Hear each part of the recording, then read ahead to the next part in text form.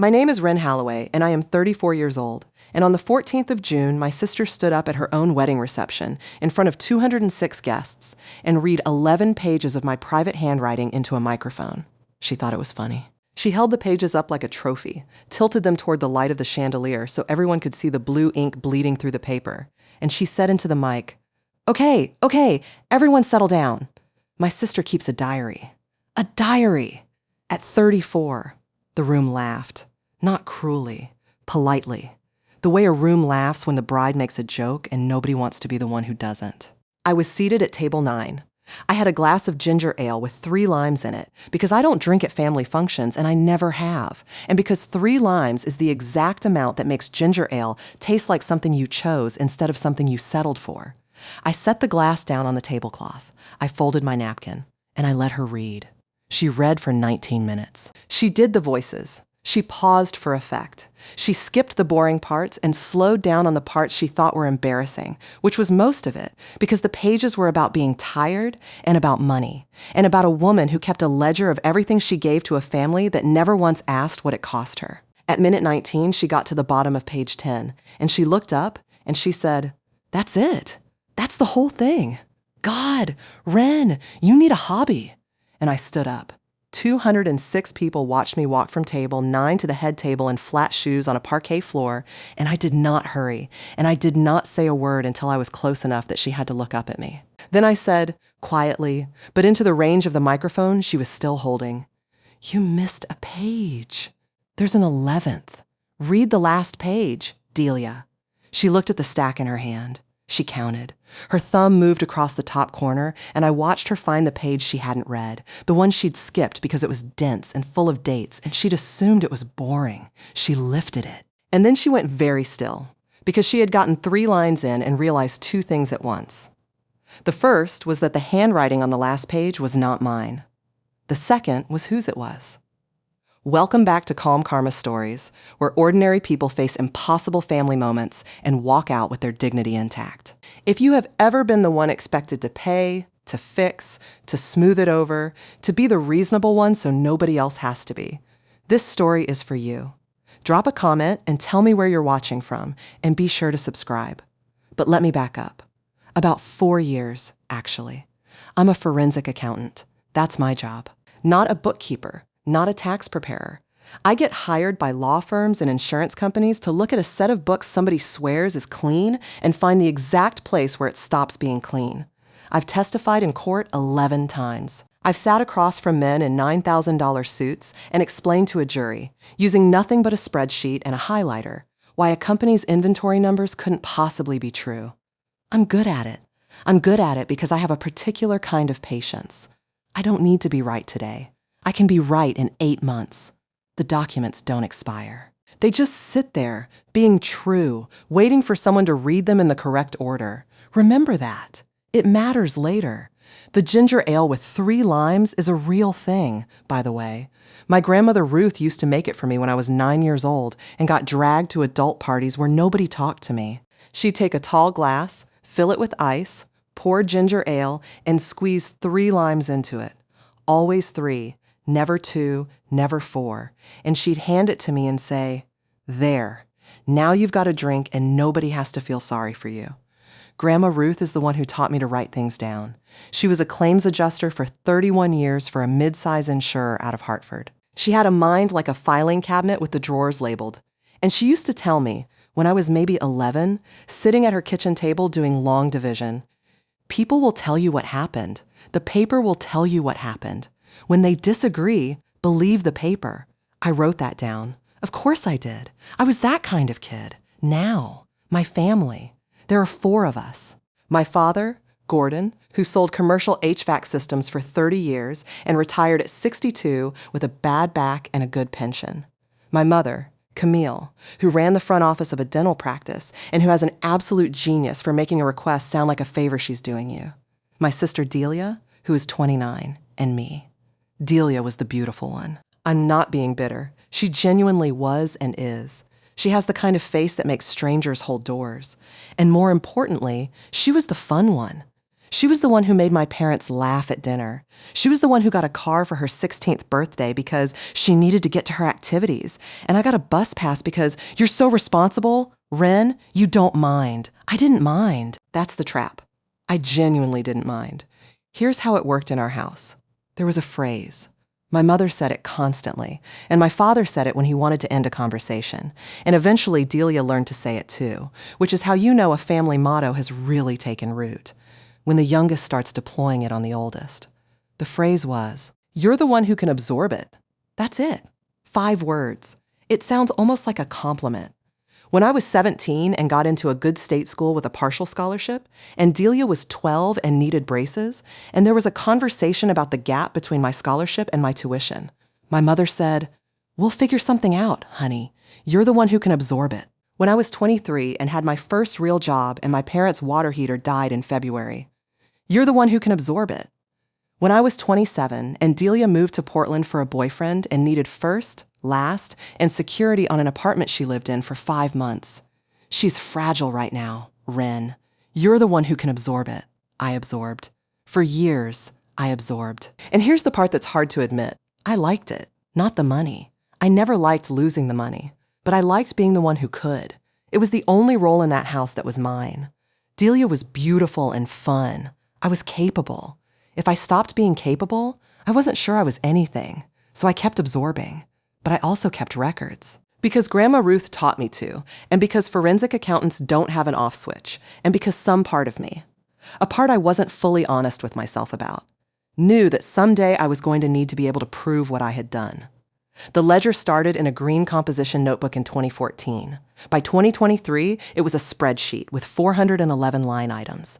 Date, amount, purpose, whether it was called a loan, whether it was repaid. Total, as of the spring of last year, $142,680. Repaid, $3,100. Now let me tell you about Grandma Ruth's house. Ruth died in November of 2021. She was 86. She went in her sleep in the back bedroom of the house on Pellet Street where she'd lived since 1968, a narrow 2-story with a slate roof and a side yard full of hostas she planted the year my father was born. The house was worth about $310,000 at the time. It's worth more now, but we'll get there.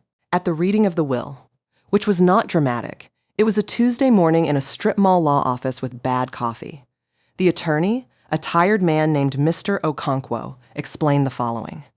Ruth had left the house to my father, Gordon, outright. She had left her savings, about $94,000, split between Delia and me, $47,000 each. And then there was a third thing, Mr. Okonkwo said. There's an additional instrument, a letter of wishes. It's not legally binding, but Mrs. Halloway was very specific that it be read aloud. My mother made a small sound of impatience. My father said, "Is this necessary?" Mr. Okonkwo said it was what she wanted, and he read it. It was 2 pages. Most of it was Ruth being Ruth.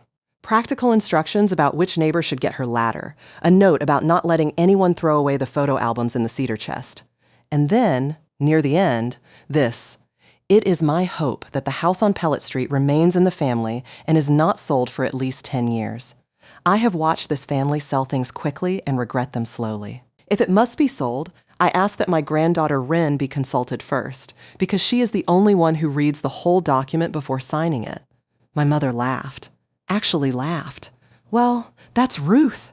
My father folded the letter in half and put it in his jacket pocket and said, "It's not binding," Mr. Okonkwo said. "No, it's not." And that was that. I want to be clear about something. I did not want the house. I didn't need the house.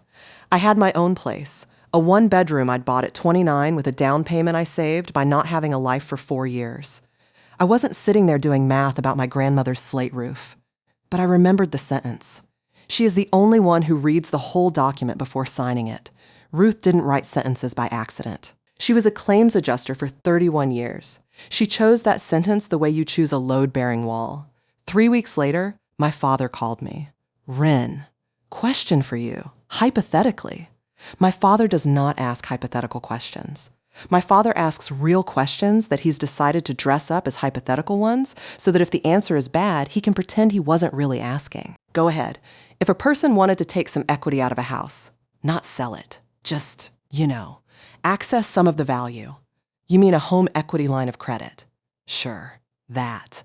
I asked him what he needed the money for. He said he didn't need it. He was just exploring options. It was good to have options. And then he said, in a tone he thought was casual, "Your sister's had some setbacks." Delia had setbacks, the way other people have Tuesdays. I told him the honest answer.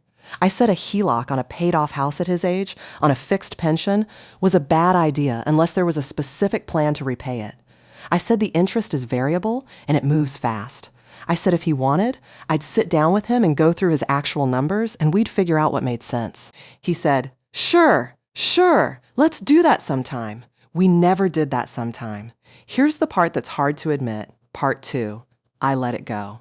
I was busy. I had a case. I told myself he was a grown man with a pension and I wasn't his accountant. I was his daughter. That was March of 2022.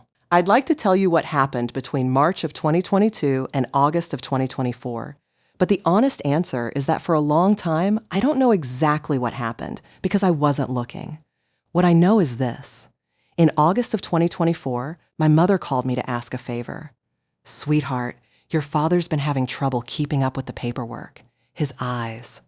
Would you look at a couple of statements for us?" My father's eyes are fine. My father has been reading contracts since 1988. But she sent me 2 statements, a bank statement and a credit card statement, both unremarkable. Both, I realized about 90 seconds in, deliberately unremarkable, the way a witness who's been coached gives you the 2 facts that don't matter. I called her back and said the statements looked fine, and then I said, "Mom, what's actually going on?" And she said, and I want you to hear this in her voice, which was warm, which was always warm. She said, "Nothing's going on.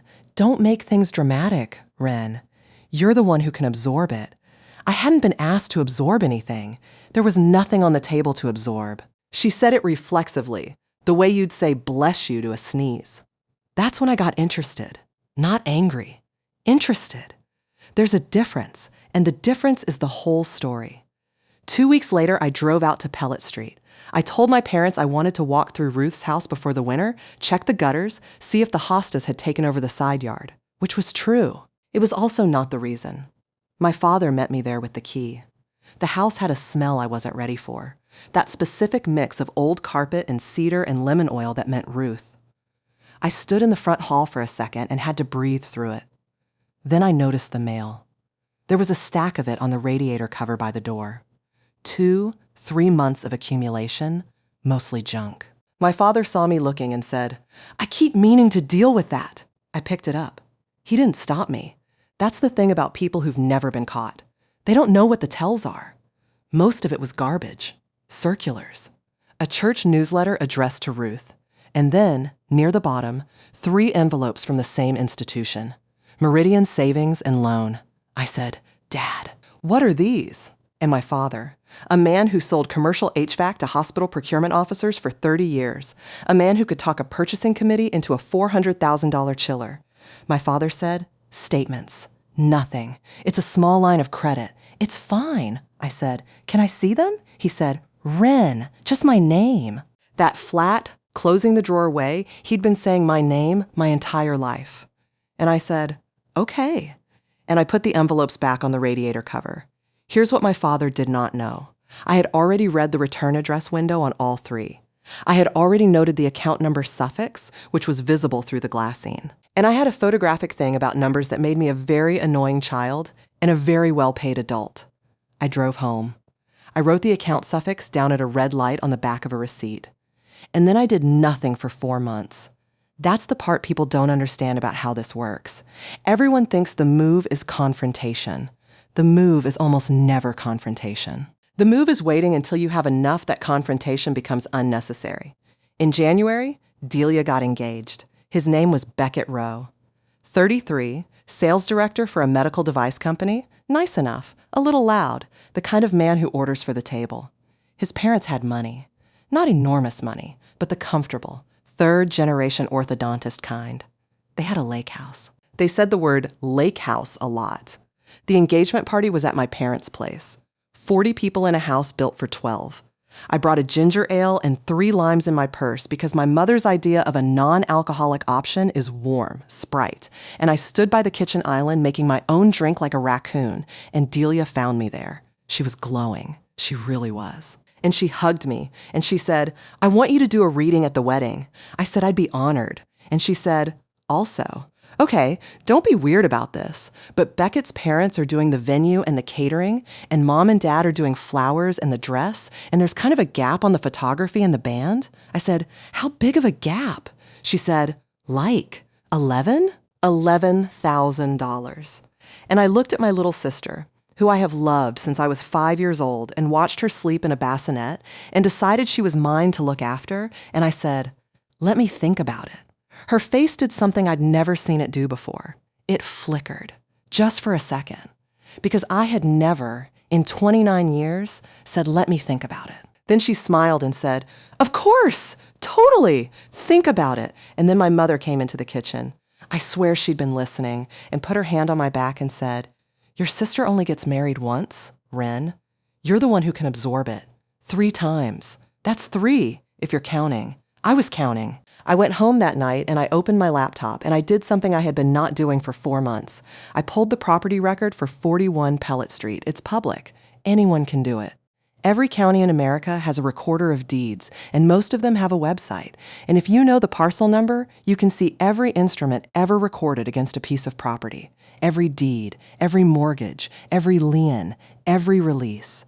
Here's what was on the record for 41 Pellet Street. Document 1, a quitclaim deed, recorded December 2021, transferring the property from the estate of Ruth Halloway to Gordon Halloway.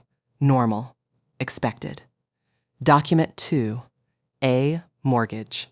Not a HELOC, a full mortgage. Recorded April 2022 in favor of Meridian Savings and Loan. Original principal, $180,000.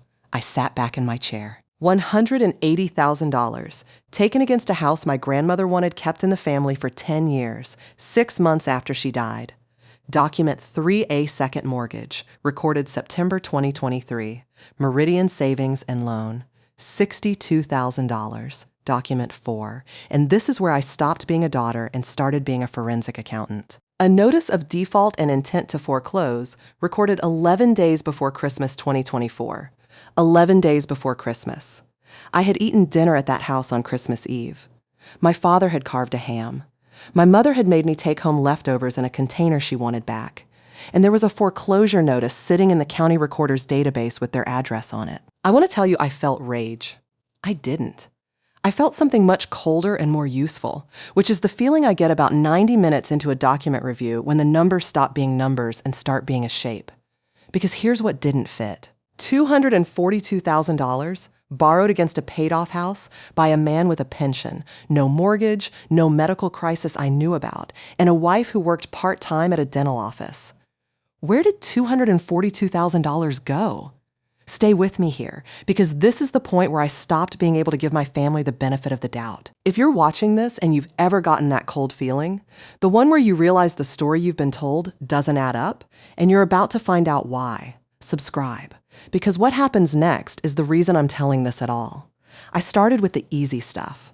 I have a subscription to a public records aggregator. It's a professional tool. It's completely legal, and it's mostly boring. It pulls court filings, UCC filings, business registrations, liens, judgments. I use it 4 times a week for work. I ran my father, then my mother. Then, because I am thorough, and because I hate myself a little, I ran my sister. Here's what came back. Item 5A, UCC1 financing statement filed in 2022 against equipment owned by an entity called Row Ridge Ventures LLC, Row, as in Beckett Row.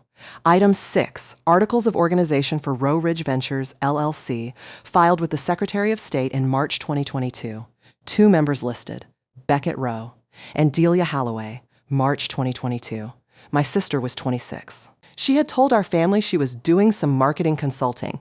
Item 7A, civil judgment, $61,000, entered against Row Ridge Ventures LLC in the fall of 2023 in favor of a commercial landlord for unpaid rent on a retail space. Item 8 a second civil judgment, $19,000, a vendor. Item 9, And this one took me a while to find because it was in a different county. A personal judgment against Beckett Rowe individually for $44,000 arising from a personal guarantee he'd signed on a business line of credit.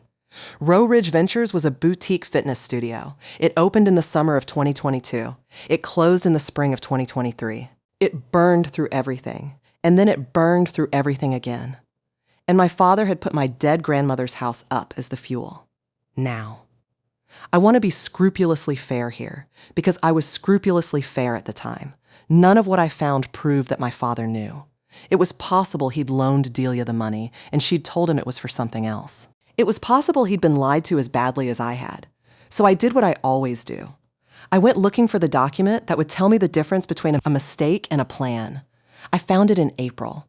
My mother asked me to come over and help clear out the garage. She was finally getting to it, which in my mother's vocabulary means, your father has been told to get to it for 3 years. I said yes, because I wanted to be in that house with a legitimate reason to be moving boxes.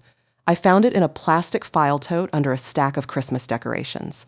Not hidden, exactly. Just the way things get buried when a family stops looking at them. It was a folder, manila. My father's handwriting on the tab, P-E-L-L-E-T. I opened it in the garage with my mother 20 feet away in the kitchen, and I read it standing up, and I have never in my professional life read a set of documents faster or more completely. Item 10. The loan application for the first mortgage, April 2022, signed by Gordon Halloway. Under purpose of loan, there was a checkbox selected, home improvement. There was no home improvement. I had been in that house. The kitchen was original to 1968. The bathroom had a pink tile floor my grandmother installed during the Ford administration. Item 11A one-page document, handwritten, on a sheet of lined legal paper. It was a promissory note, amateur, but real. It said that Delia Holloway acknowledged receipt of $180,000 from Gordon Halloway for business startup costs and agreed to repay it as the business allows. It was dated April 19th, 2022. It was signed by Delia. And it was witnessed by my mother. So they all knew, all 3 of them. Item 12 a second promissory note, September 2023. $62,000. Same language, same signatures. By this point, Rowe Ridge already had a judgment against it. They knew the business was failing, and they mortgaged the house again anyway.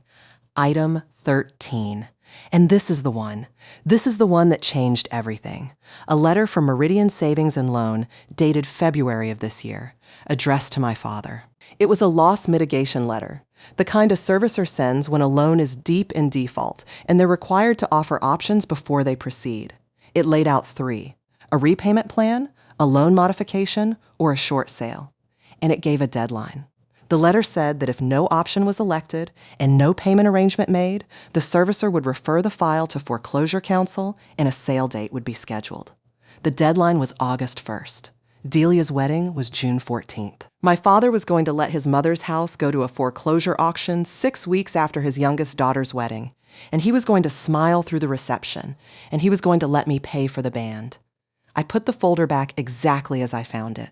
I stacked the Christmas decorations on top in the same order. I went into the kitchen, and I told my mother the garage was in decent shape, and she made me a cup of tea and asked if I'd thought any more about the photography. I said, I have. I'll cover it. She hugged me. She actually hugged me. She said, oh, honey, thank you. I knew you'd come through. And then she said it. Number 4.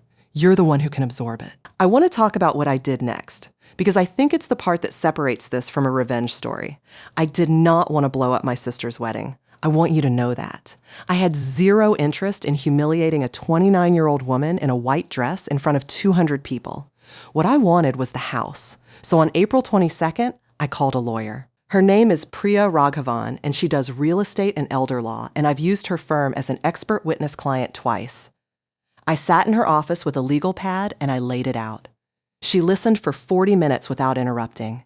Then she said, okay, here's your reality. The letter of wishes isn't enforceable. Your father owned that house free and clear and had every right to mortgage it. Nothing you've described is a crime, unless the lender wants to make something out of the home improvement checkbox, which they won't, because they've got a secured asset and they'd rather have the house than a fraud case. I said, I know. She said, so what do you want? And I said, I want to buy the note. She sat forward. Here's the thing most people don't know about defaulted mortgages. When a loan goes bad enough, the servicer often doesn't want to sit through a foreclosure. Foreclosure is expensive. It's slow. It generates paperwork and regulatory exposure, and sometimes it generates a house nobody wants to maintain through a winter. Sometimes, if you approach them correctly, they will sell the note at a discount. To be rid of it, you become the lender. Priya said, That's aggressive. I said, Is it legal? She said, Completely. Then she said, You understand what this means. If you buy that note, you are the one who can foreclose on your own father. I said, I understand. She said, And will you? I said, No, that's the point. It took 6 weeks. Meridian had already bundled the file with a servicer, and the servicer had a loss mitigation department, and the loss mitigation department had a woman named Charlene, who I spoke to 11 times, and who I eventually sent a fruit basket, because Charlene was the single most competent person in this entire story, and nobody will ever make a movie about her. The combined payoff on both loans, with arrears, fees, and accrued interest, was $268,000. They sold me the note for $191,000. I had 140 of it. The rest I borrowed against my own condo at a rate I did not enjoy, in a transaction that took 9 days and gave me a stomachache the entire time. The assignment of mortgage was recorded on June 2nd. 12 days before the wedding, my father's mortgage belonged to me, and he had no idea, because the notice of assignment went to the property address, 41 Pellet Street, where the mail sat on a radiator cover, unopened, in an empty house. Now, the letter. I have to explain the letter, because the letter is the whole reason this story has an ending instead of just a settlement. Grandma Ruth wrote letters, constantly. She had a box of them in the cedar chest. Letters she wrote and never sent, letters people wrote her, birthday cards going back to 1974. When I cleaned out that cedar chest in December of 2021, I took the box. Nobody objected, because nobody wanted it. My mother literally said, Take whatever paper you want. There were 140 letters in that box. And on the first Sunday of every month for 3 years, I sat down with a ginger ale and 3 limes, and I read one, and then I wrote one back. To her, to a dead woman. 11 pages worth, over 3 years, in a leather journal I kept in my bag. That was the diary my sister found. Here's how she found it. On June 7th, 1 week before the wedding, there was a bridesmaid brunch at my parents' house. I was there. I left my bag in the front hall like an idiot because I have never in my life had to worry about a family member going through my bag. Delia went through my bag. I know exactly when, because she told the entire reception she'd found it last week at Mom's, and I have been dying. She took the journal. She photocopied 11 pages. She put the journal back. She never once considered that a person who writes 11 pages might have written a 12th, June 14th, the Ashgrove estate. 206 guests, a swing band, string lights in a tent the size of a hangar. I sat at table 9 because I asked to sit at table 9. Back left, near the service entrance, with a clear sight line to the head table. I brought a folder. It was in a canvas tote under my chair.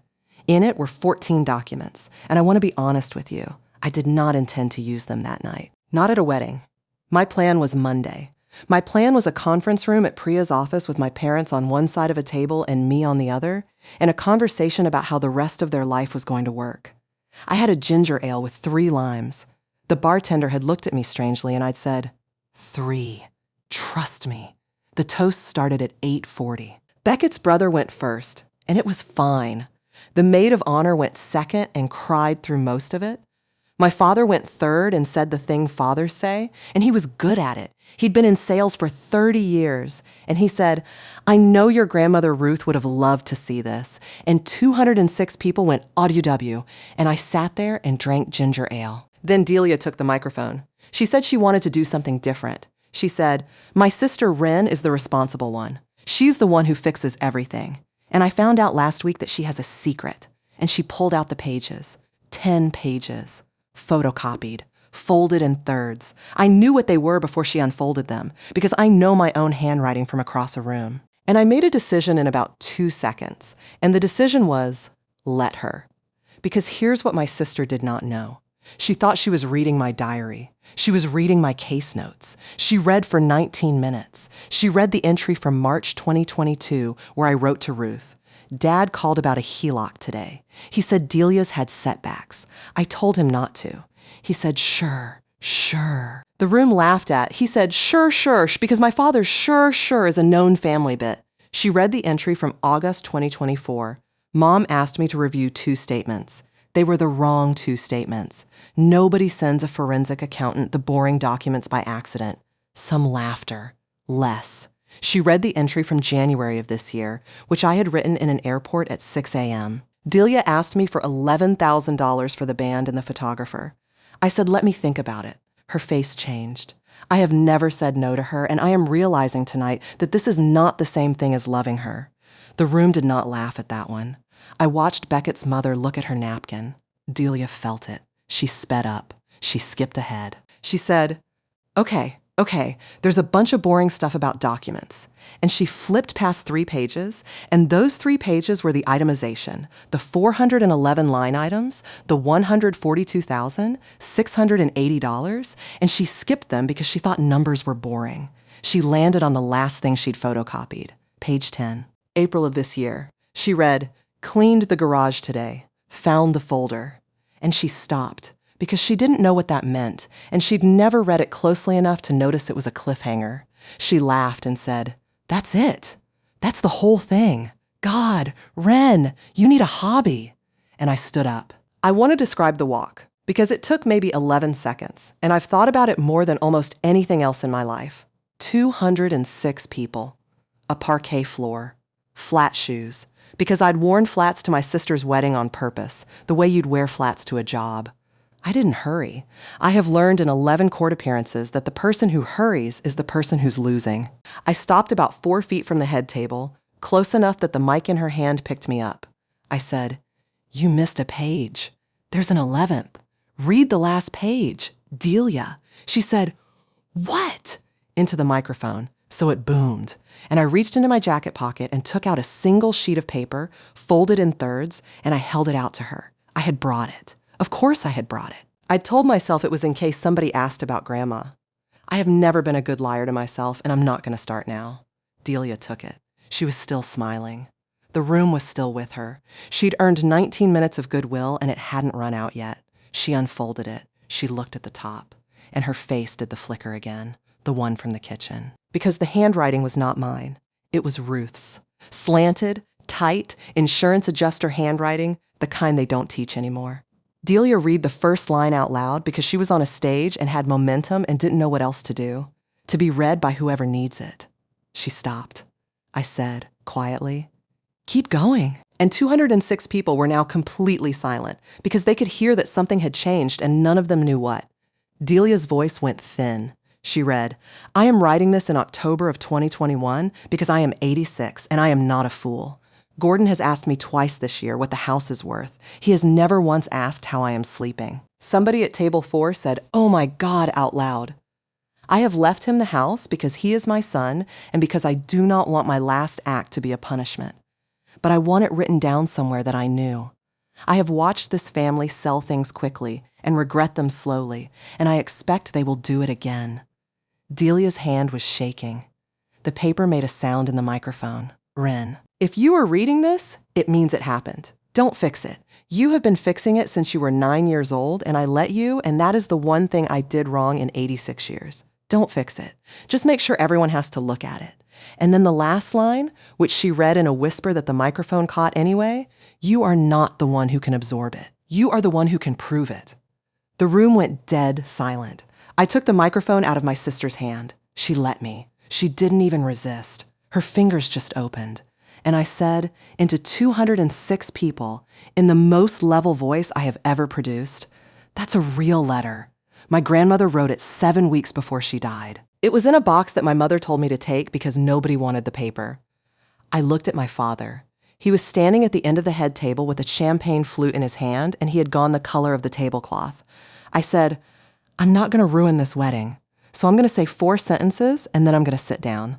Sentence 1. In April of 2022, my father took $180,000 against my grandmother's house. Sentence 2. In September of 2023, he took another $62,000. Sentence 3. That loan has been in default since last summer. The foreclosure deadline is August 1st, and I don't think anyone at this table besides my parents and my sister knew that. And then I looked at my father and I said, Sentence 4. 12 days ago, I bought the note.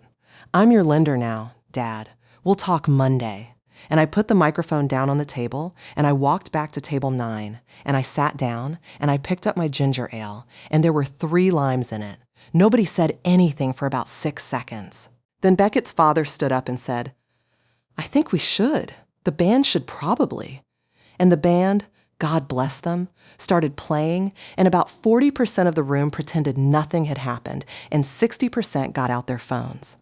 Delia sat down in her wedding dress and did not move for a long time. I stayed 40 more minutes. I want you to know that. I did not flee. I ate a piece of cake. 2 of Beckett's aunts came over to my table separately, and one of them squeezed my shoulder and said nothing at all, which was the kindest thing anyone did for me that year. Then I drove home and slept 11 hours. Let me tell you what happened after, because the aftermath is where these things actually get decided. Sunday. My mother called 9 times. I answered on the 9th, and she was crying, and the first thing she said was not, I'm sorry. The first thing she said was, how could you do that to your sister? I said, Mom, do you want to talk about the house? She hung up. Monday. My father came to Priya's office, alone. He looked like he hadn't slept, and he'd shaved badly. He sat down and he said, how much do you want? And I said, that's not what this is. I laid out the terms. I'd written them the week before, and Priya had turned them into a real document, and here's what they were. 1. The default was cured, as of that morning, because I was the note holder, and I said it was. 2. The note was reinstated at 4%, fixed, with a payment of $1,100 a month, which was affordable on his pension and not affordable if he kept giving money to Delia. That was the point. 3. He signed a deed transferring 41 Pellet Street into a trust. He and my mother retained a life estate. They could live there or rent it for the rest of their lives, and nobody could take it from them. On the death of the survivor, the house passes to a trust for Ruth's great-grandchildren, if there ever are any, and to a scholarship fund at the community college where Ruth took night classes in 1961 if there aren't. He could not sell it. He could not mortgage it. He could not do anything to it without a trustee's signature, and the trustee was Priya's firm, not me, because I did not want to be the person my parents had to call. 4. Any further money that moved from my parents to Delia had to come out of their monthly cash flow, in writing, disclosed to the trustee. 5. There was no clause about me. I was not owed anything. I did not ask for the $142,680. I have never asked for it, and I never will, and that is not because I'm noble. It's because the moment I asked for it, it becomes a negotiation, and I was never negotiating. My father read the whole thing, every page. It took him 22 minutes, and I let him have all 22. Then he said, your grandmother was a hard woman. I said, she was an accurate one. He signed it. 3 weeks later, Delia called. She had come back from a honeymoon that Beckett's parents had paid for, and I think she'd expected the world to have reset. She said, you humiliated me at my wedding. I said, you read 11 pages of my handwriting to 200 people for a laugh. I gave you 1 page back. She said, that's not the same. I said, no, it isn't. Mine was 1 page, and it was true. Then she said the thing I'd been waiting 3 years to hear, and she said it in exactly our mother's voice. You could have just handled it. You're the one who can absorb it. 5. That's 5. I said, I did handle it. You just didn't like the way. 2 months later, Row Ridge Ventures judgment creditors found my sister. She'd been a member of that LLC, and while the LLC shielded her from most of it, she'd personally guaranteed 1 equipment lease in 2022 because she'd signed something without reading the whole document. $18,000, wage garnishment. She called our parents. Our parents, for the first time in 29 years, said no. Not because they'd grown, but because they physically could not. The trustee had to countersign. There was no equity left to pull. The machine that had always produced money for Delia had been unplugged and put in a room she didn't have the key to. 4 months later, my mother sent me a text on a Tuesday afternoon. It said, "The gutters need cleaning. Your father can't do the ladder anymore." That was the apology. That's what an apology looks like in my family. It looks like a logistics problem offered as an olive branch. I drove out on a Saturday. I cleaned the gutters. Ruth's neighbor, Mr. Adeyemi, came over with the ladder, which he'd inherited per the letter of wishes, and we did it together, and he told me a story about my grandmother arguing with a contractor in 1994 until the man cried. Afterward, my mother made tea, and we sat in a kitchen that hasn't changed since 1968, and she said, "I don't understand you." And I said, "I know." And she said, "Was it worth it? Doing it there? At the wedding?" I thought about it honestly, because she deserved an honest answer, even though she'd never given me one. I said, "I didn't plan to do it there." She started it. But I'll tell you what I've decided since. If I'd done it Monday in a conference room, you'd have signed the papers and then spent 3 years telling everyone I stole the house. 206 people heard the actual numbers. Nobody can rewrite it now. She was quiet for a while. Then she said, "Ruth would have liked that," which is as close as my mother has ever come to saying she was wrong. 14 months later, which is roughly now, here's where everyone is. My parents live in the house on Pellet Street. They sold their own place, the one with the garage, and used the proceeds to pay down the note, which is now at $91,000 and dropping. My father sends the payment on the 4th of every month. He has never missed one. He is, it turns out, extremely reliable when there is no alternative. Delia's garnishment ends in March. She and Beckett are still married. They live in a 2-bedroom, and he sells medical devices again, and by all accounts is quite good at it. She and I text about 4 times a month. Nothing deep. She sent me a photo of a dog. I sent her a photo of Ruth's hostas, which have completely taken over the side yard and which I have decided to let win.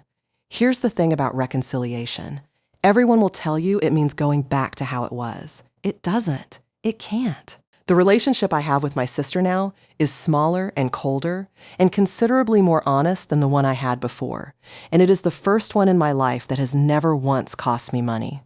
I'll take it. Here's what I learned. Being capable is not the same as being valued. For 32 years, I let my family tell me those were the same word because being needed felt close enough to being loved that I didn't check the difference. It isn't close. It's a completely different thing wearing the same coat. And here's the other thing, the one my grandmother knew when she was 86, and I didn't know until I was 34. You do not have to absorb it. Absorbing is not kindness. Absorbing is the thing you do when you'd rather carry the weight than have the conversation about who put it there. Every time I paid a bill that wasn't mine, I wasn't saving my family. I was buying them another year of not looking at what they were doing. The kindest thing I ever did for my parents was become the one person they could not get money from. Write it down. Whatever it is, whatever you're carrying, write it down with the date on it. Not because you're building a case, because memory is negotiable and paper isn't.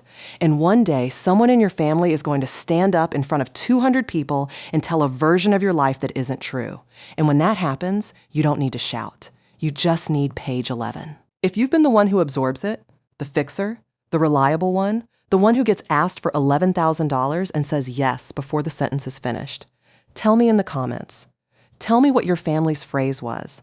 Every family has one. I want to read them. If this one landed, share it with the person who needs to hear it and subscribe so the next one finds you. I'll see you in the next one.